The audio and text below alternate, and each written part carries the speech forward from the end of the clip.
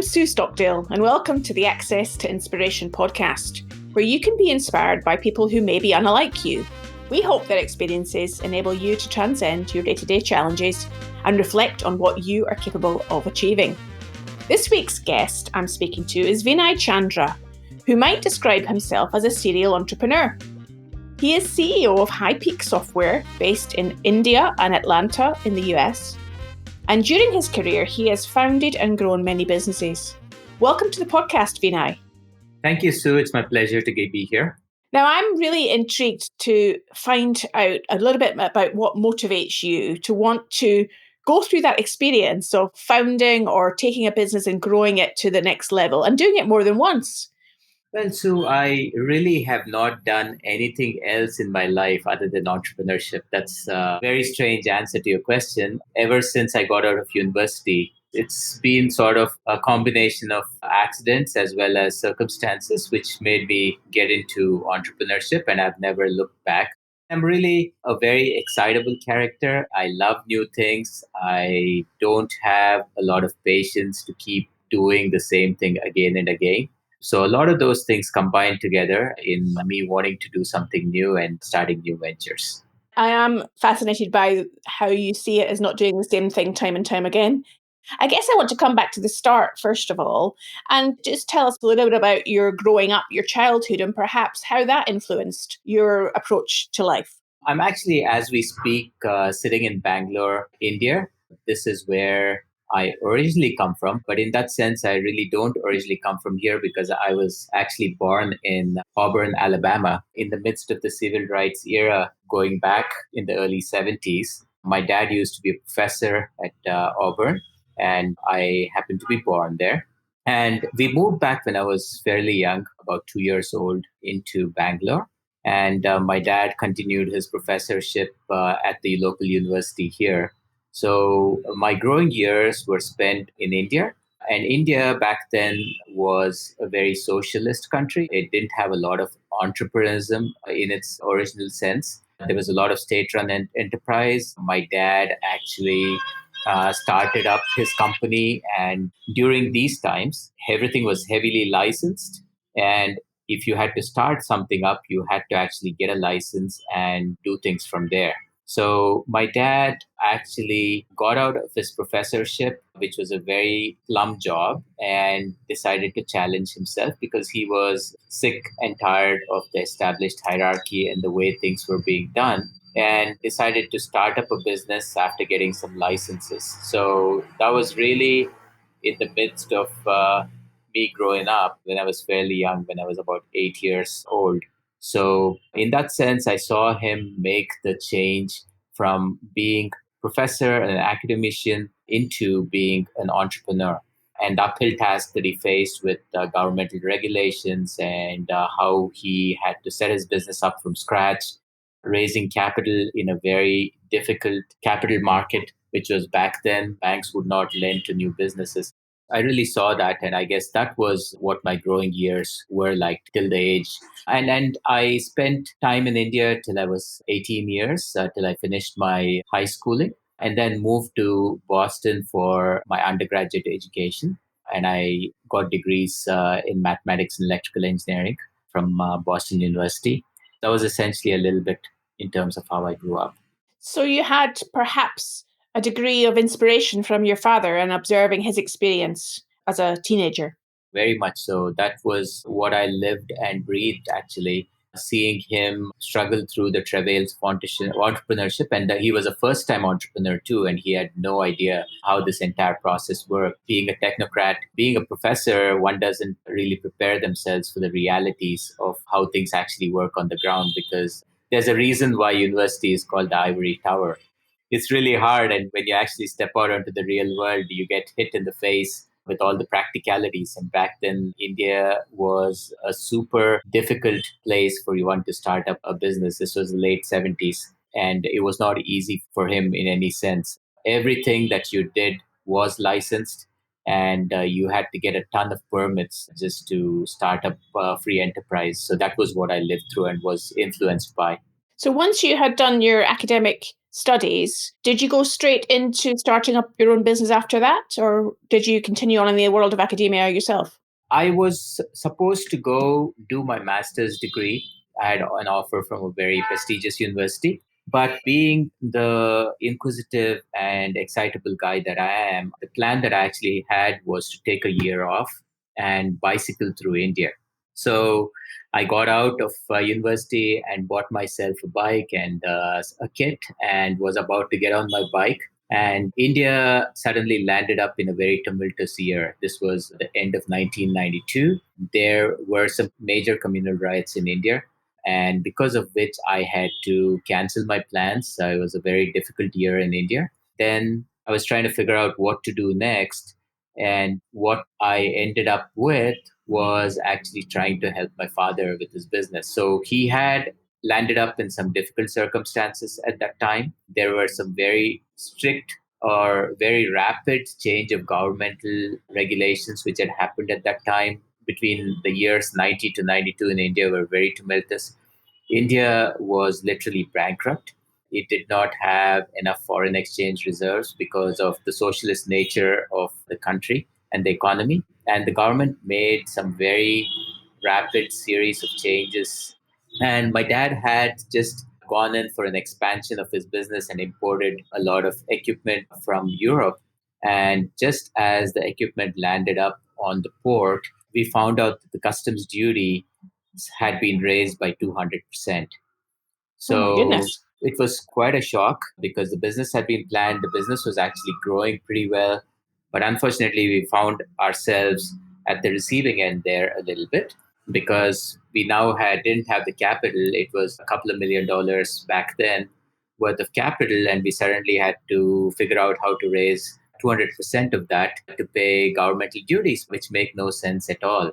And my first experience was actually trying to figure out the Chapter 11 for a business that had been in existence for a reasonably long period of time, 150 employees, and trying to figure out how to rekindle the company and make it stand on its ground. So in the end, I spent about a year and a half trying to do that. It was an amazing experience, really nose on the ground, trying to save the business, trying to raise capital, trying to work with the lenders, trying to work with the governmental agencies, which all came to naught. So we had to close the business down. So that was my first experience in entrepreneurship.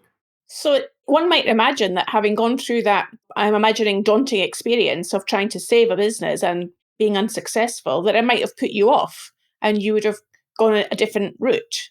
So what happened next then? How did you pick yourself up from that situation and move forwards?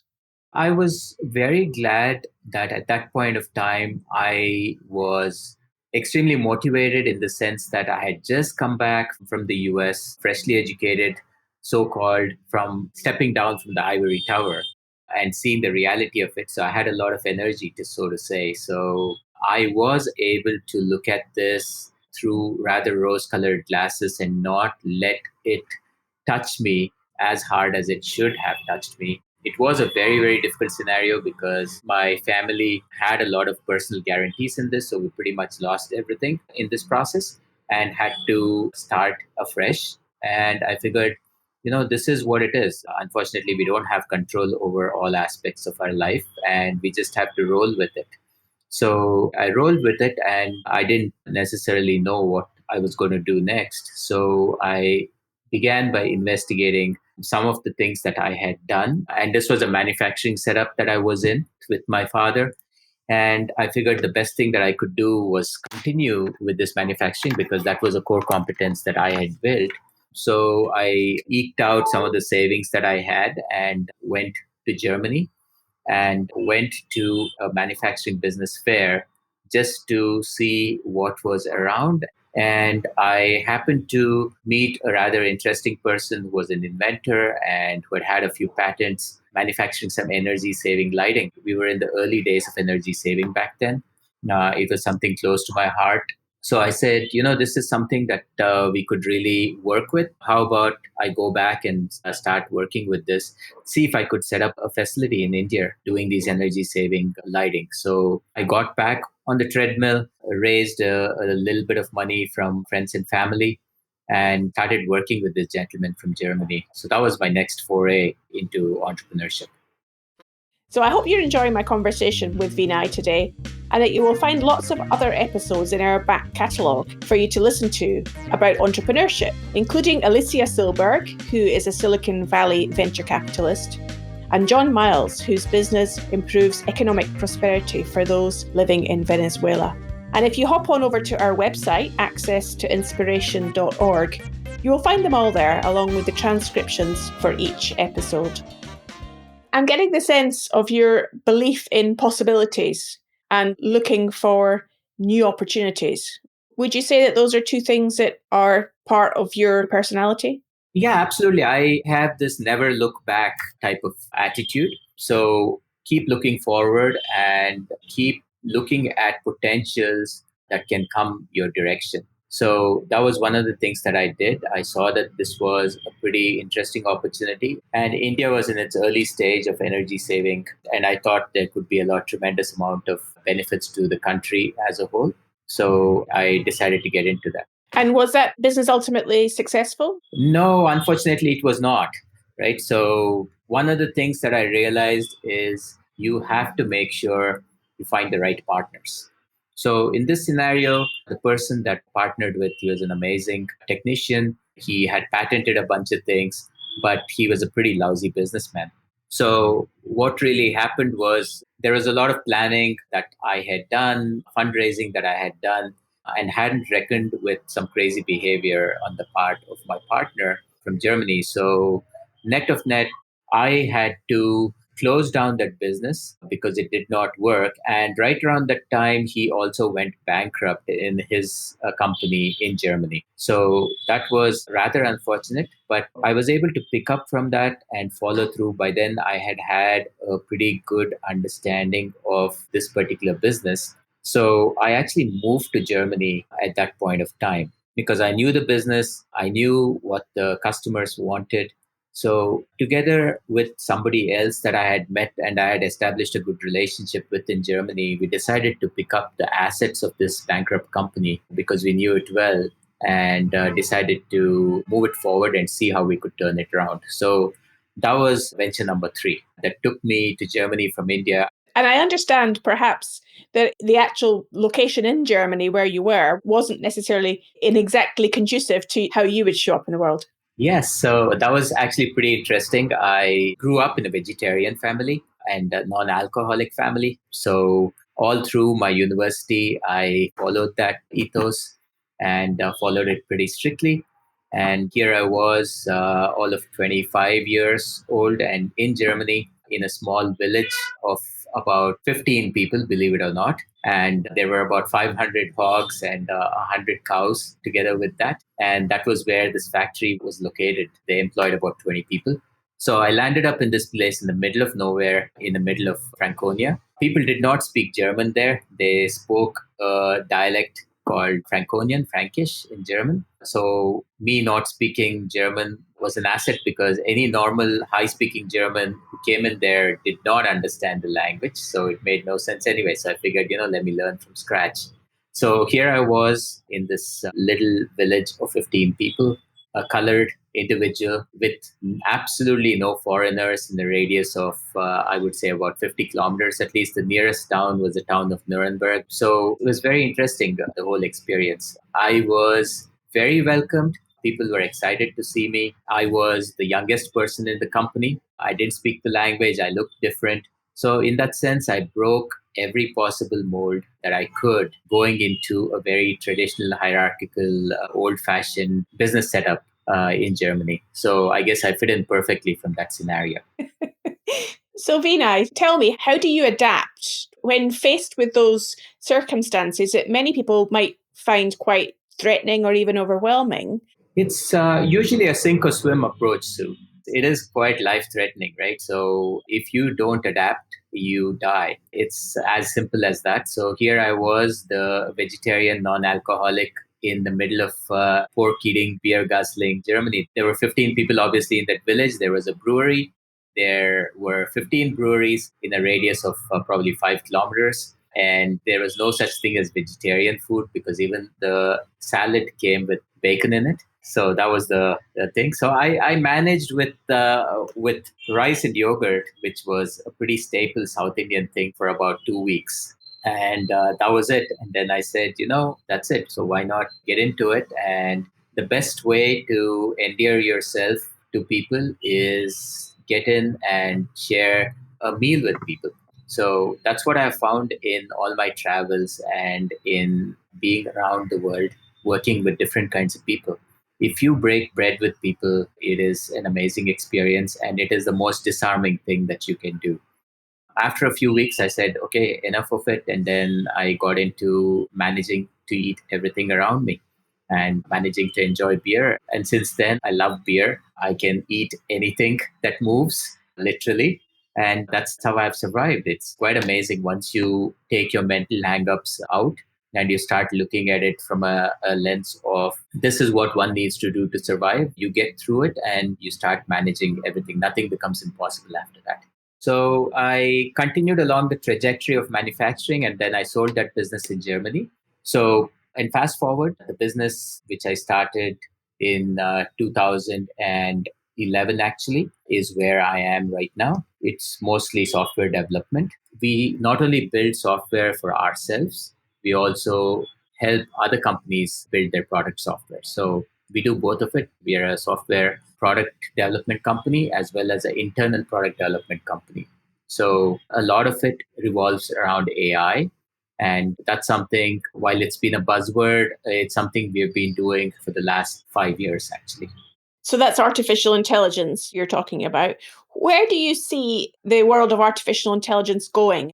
There has been a lot of progress in AI, I would say, in my academic and business lifespan over the last 30 years. It was actually one of the things that I studied about back in university when I was in Boston. Unfortunately, we just did not have the computing power back then to realize a lot of things that were happening. And I actually worked with a team at a university which resulted in Siri today. So Siri, what you use in your iPhone, comes from a team that I worked with back in the early 90s. So it takes a long time for some of this technology to actually incubate and come out and get to the next level.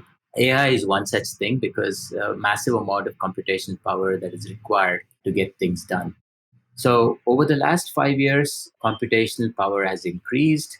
Cloud computing obviously has helped to a great deal. Companies like Google and Microsoft and Apple have been very instrumental in pushing this technology forward, partly because they have access to a tremendous amount of publicly sourced data. You and I are glad to use Gmail free of cost and give them access to our data and our photos on Google Photos or wherever else. And these companies are happy to take this free information and essentially turn their AI technologies on top of it, which has resulted in a lot of advancement in the AI field. So a lot of that, what you see today, is as a result of some of these large companies turn on their computation power. And this industry is moving very, very rapidly, making strides every year into dimensions that we previously not thought possible. So we are also helping in our own small way in this particular area. So we are contributing in manufacturing as well as in services with a couple of our AI products. One of the things that is happening is actually helping remove mundane things that people do. So, as I told you at the beginning, I'm a rather excitable guy and I don't like to do repetitive tasks again and again. So, that's one area where AI does come in. So, there's a lot of repetitive things that are done in businesses that can easily be taken over by AI systems and done. Inspection is one such area within a factory. It could take the form of reviewing documents with a lawyer, for example. Vinay, with all of those ventures that you have undertaken, if you look back now and reflect on what you have learned about being an entrepreneur, what do you think are the important messages that you could give to other people about entrepreneurship? First of all, have a very, very supportive partner at home. You can't go anywhere without ensuring that your spouse or significant other is 150% behind you and has your back. Because entrepreneurship is one of the most difficult things that you can do in your life. It's not an easy place to be. especially because most entrepreneurs are low on resources, high on energy. And obviously, energy doesn't pay your bills. And that's always a tough area. So if you don't have a supportive partner, you are not going to get anywhere. That's only going to make your life a lot more miserable. So shore that side of a bit up and make sure that if you are signing on a partner, make sure you tell him or her what they're in for and they know what the real truth of it is. Second thing is you have to be able to challenge your beliefs every single day. It is, you cannot hold fast to a single belief and say, I'm going to live or die by this. You have to make sure you consider evidence that contradicts your beliefs all the time. And in a lot of cases, admit the possibility that you are just plain wrong. That's a very, very important thing. And also knowing that when you're wrong, it's okay to reset and reboot. It's just plain impossible to know everything. But it's also knowing that you have the ability to challenge everything that you know.